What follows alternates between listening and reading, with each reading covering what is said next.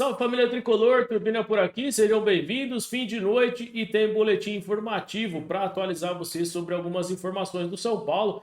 A gente vai conferir as informações sobre o Zubeldia, destaques importantes sobre o trabalho do Zubeldia no comando técnico do São Paulo, informações também sobre a Libertadores, vale a pena ou não decidir em casa. A gente vai conferir dados importantes.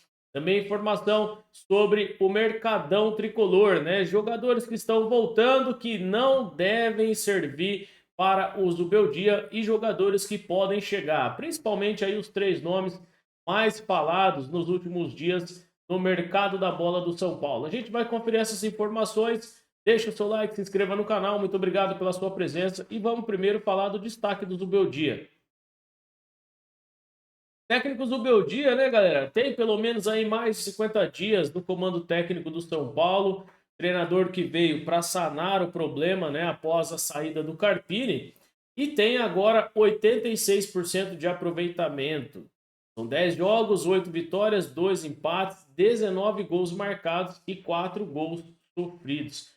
Os destaques é importante para o Zubeldia, né? Tem várias partidas que acabou ali ganhando de virada, né? Um treinador que consegue fazer uma boa leitura de jogo, consegue corrigir rapidamente o time do São Paulo. E agora é a melhor esperança aí, né, para a temporada o Zubeldia. Vem bem no no Campeonato Brasileiro, na Copa Libertadores e a gente vai torcer muito aí para que o técnico Zubeldia leve o São Paulo a uma disputa de título, né? E de repente, quem sabe, conquistar algum título até o final da temporada. Vamos torcer, a fase é boa e a gente tem que acreditar sempre aí no trabalho do treinador e também no tricolor.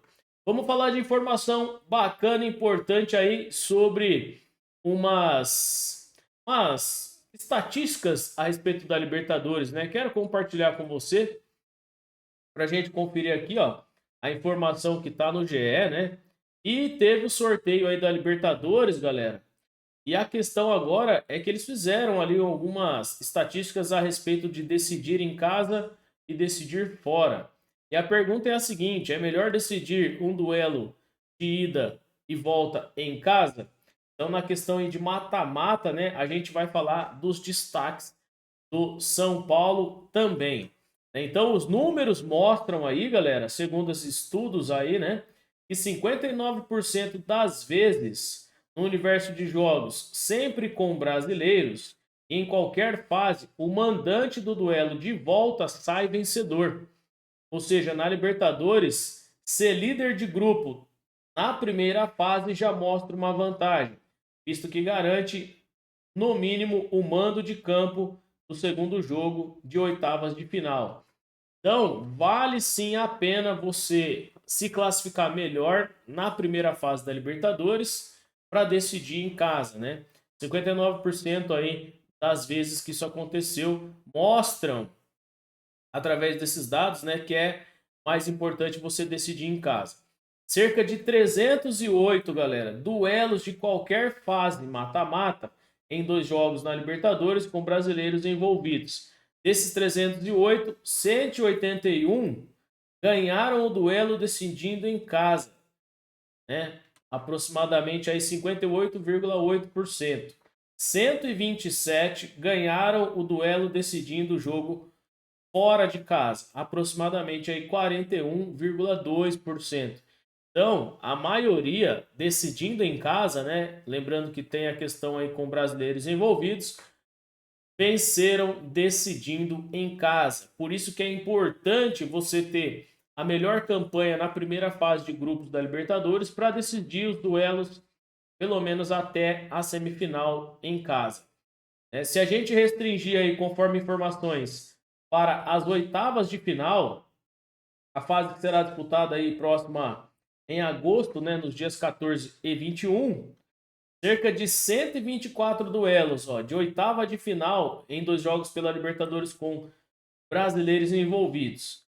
Desses 124, 78 ganharam o duelo decidido em casa, aproximadamente 62,9%. 46 ganharam o duelo decidindo fora de casa, aproximadamente 37,1%. Uma diferença gritante quando a gente fala só de oitavas de final dos clubes que decidem o segundo jogo em casa, né? Pra gente falar aí, ó, tem os brasileiros, né, galera? Atlético Mineiro, Palmeiras, Fluminense, Botafogo, Flamengo, São Paulo e Grêmio, que ainda deve se classificar, né? O Grêmio estava ganhando do Achipato agora há pouco, ainda não terminou o jogo, né? Mas estava ganhando do Achipato e pode se classificar se vencer o jogo, né? Então, desses aí, ó, o São Paulo, o Palmeiras, o Atlético Mineiro e o Fluminense vão decidir os jogos em casa. Já Botafogo e Flamengo provavelmente já decidem aí o jogo fora de casa, né? O São Paulo já decide em casa, Fluminense, Galo e Palmeiras também. Pra gente conferir cada duelo aí, né, galera? O Galo aí, ó, teve também, ó, de 16, né, o Atlético Mineiro. No geral, de 16 jogos que disputou em casa, ele ganhou 12, ó, e perdeu 4. Teve um aproveitamento aí, ó, de 75% de aproveitamento. Decidindo fora de casa, ó, 5 vezes. Ganhou o duelo apenas uma vez, ó, e perdeu as outras 4. 20% apenas de aproveitamento. Quando a gente vai para todos os brasileiros, tem a vantagem, né? Mas para quando a gente vai falar de São Paulo, ainda mais a gente vê, né, o poder do Morumbi e de decidir em casa, né? Então, ó, o São Paulo em mata-mata de 2 jogos na Libertadores, no geral, galera, dessas decisões, ó, o São Paulo decidiu 20 vezes. Das 20 vezes, o São Paulo ganhou o duelo em 16 oportunidades e perdeu as outras 4. Tem um aproveitamento de 80% quando decide em casa o São Paulo. Decidiu fora de casa 20 vezes. Ganhou o duelo 12 vezes e perdeu 8 vezes. Cerca de 60% de aproveitamento, né? Uma diferença aí de 20% de aproveitamento para o São Paulo. Decidindo fora de casa 80% e decidindo em casa 80% e decidindo fora 60%, né? Não tem uma diferença tão gritante assim. Agora, se a gente olhar para oitavas de final especificamente, o São Paulo decidiu 8 vezes em casa e ganhou o duelo as 8 vezes. São Paulo tem 100% de aproveitamento decidindo em casa pelas oitavas de final na Libertadores. Já decidindo fora de casa, foram 5 vezes. O São Paulo ganhou apenas 2 vezes e perdeu as outras 3, sendo eliminado, né? Um aproveitamento aí de 40% fora de casa. Então, galera, com certeza vale a pena você decidir os jogos da Libertadores em casa, né? Tem muita diferença aí e pode sim influenciar no jogo das oitavas. Já para as quartas de final, o São Paulo provavelmente deve pegar ou vai pegar ou Palmeiras ou Botafogo. Se pegar o Palmeiras teve a melhor campanha, então o São Paulo deverá decidir fora de casa. Caso o São Paulo pegue o Botafogo, o São Paulo tem a melhor campanha e aí decide novamente no Morumbi. Na semifinal, se o São Paulo chegar à semifinal, decide contra qualquer clube que chegar na semifinal com o São Paulo decide em casa também. Então, o único problema seria se o São Paulo decidisse contra o Palmeiras, e aí teria que ser fora de casa, né? Teria que tirar aí uma diferença com o Palmeiras, né? Lembrando aí que o São Paulo tem pelo menos 70% de aproveitamento quando decide fora de casa e 80% quando decide no Morumbi. A questão é que o Morumbi faz muita diferença para o tricolor, né? A torcida, a presença da torcida faz muita diferença. E quando a gente olha para São Paulo, que é torcida única, provavelmente quando o São Paulo joga em casa é ruim para os adversários, né? Em clássicos paulistas, por exemplo. E jogando fora também é ruim para o time do São Paulo, porque tem apenas a torcida do rival. Então é uma questão que pode ajudar muito aí o tricolor na Libertadores e também na Copa do Brasil. Mas como a gente está falando de Libertadores, a tensão é maior e o São Paulo precisa decidir em casa para conseguir aí avançar de fase, que é mais fácil, né? Vamos falar de informações, galera. Luciano Vieto, que é a bola da vez, né? Mais uma vez voltou o nome do jogador aí.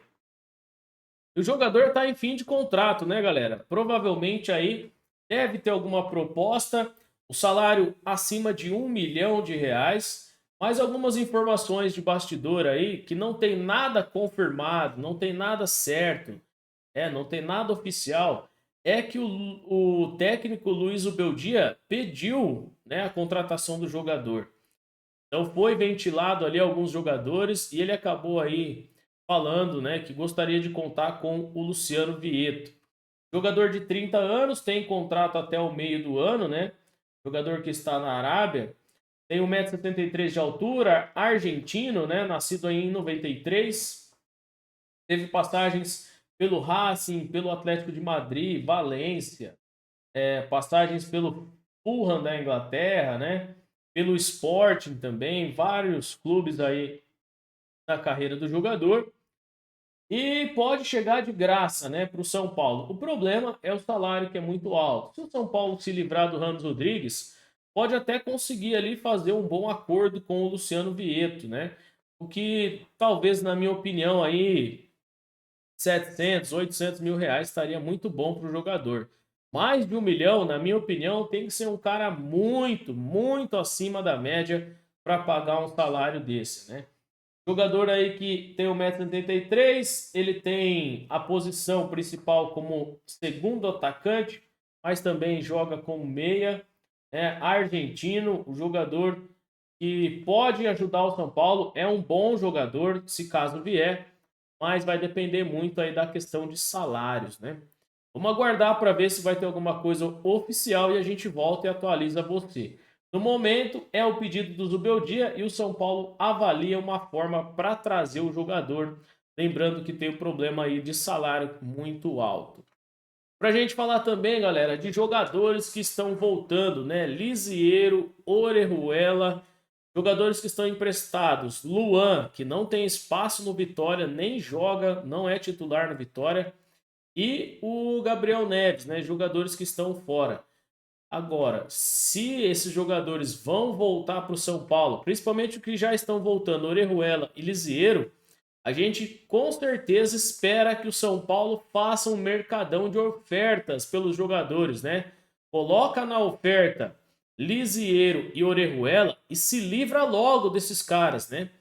O Orejuela tem um contrato lá com o Independente Medellín, né? O time quer ficar com o jogador, só que não quer pagar o que vale o Orejuela, né?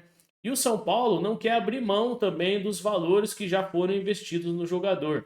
Ainda tem salários para pagar, o Orejuela tem contrato até março de 2025, vai demorar um pouquinho.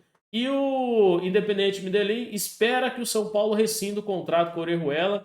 Então, na verdade, o clube já até jogou para o jogador, ó, se vira lá com o São Paulo, né, dá um jeito, depois você ficando livre, a gente fecha um contrato com você. A gente não vai pagar, né, o São Paulo pelo Orejuela, né, no caso do Independente Medellín. Então, provavelmente, galera, ele deve ficar no São Paulo aí, o Luiz Ubeldia deve avaliar tanto o Orejuela como o Lisieiro, e o Luan, que não tá jogando, né? É mais um problema. Teve o contrato renovado com o São Paulo, não joga lá no Vitória, provavelmente deve voltar no fim do ano. E se não servir para o Luiz Ubeldia, também deverá ser reemprestado.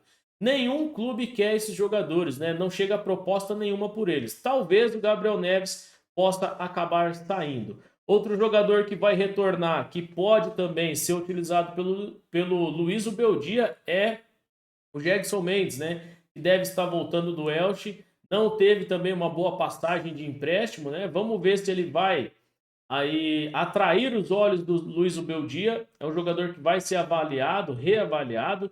Ainda tem contrato com o São Paulo e a gente vai conferir as informações sobre isso, né? Vamos aguardar para ver se sai alguma coisa oficial do São Paulo sobre esses jogadores, né? Não tem posicionamento nenhum da diretoria a respeito de mercado da bola. E para falar do Alexandre, que é mais um nome também. A notícia aí é que o Alexandre deve vir para o Brasil, deve ter uma conversa com o staff do Alexandre e Rui Costa para definir ali valores de salário, contratuais, etc. E se acontecer alguma coisa que seja boa para o jogador e para o São Paulo, deve ter uma proposta oficial do Tricolor. A família do jogador, pelo que parece, quer que ele fique no Brasil, né? O jogador que está muito tempo fora e pretende aí ver o jogador no São Paulo, né? Pelo que parece, tem vários ali da família do Alexandro que são São Paulinos. Então vamos aguardar também informações aí que estão nos bastidores, né? Não tem nada oficial e a gente vai trazer aqui para atualizar você. Do futebol feminino e do basquete tricolor não tem nada, também nas categorias de base também nada atualizado. A gente atualizou aqui na última live, né, na segunda-feira, e a gente volta e informa você aí. O São Paulo que volta na quarta-feira, né, 2 dias de folga. Luiz Ubeldia aproveitou a folga no shopping em São Paulo, né? Teve até passagem pelo metrô, jogadores ali, torcedores tiraram foto, né, com o técnico do São Paulo, fotos vazadas do Zubeldia com a família, né, aproveitando o dia de folga em São Paulo e é comum, é prazeroso, né? Eu acho que é sadio o técnico se divertir também, né? Depois de bons resultados como a gente trouxe aqui, tem mais é que aproveitar o dia de folga o técnico do São Paulo. São essas as informações deste boletim informativo. Obrigado pela sua presença. Um forte abraço, tamo junto. A gente se vê nesta quarta-feira. Valeu!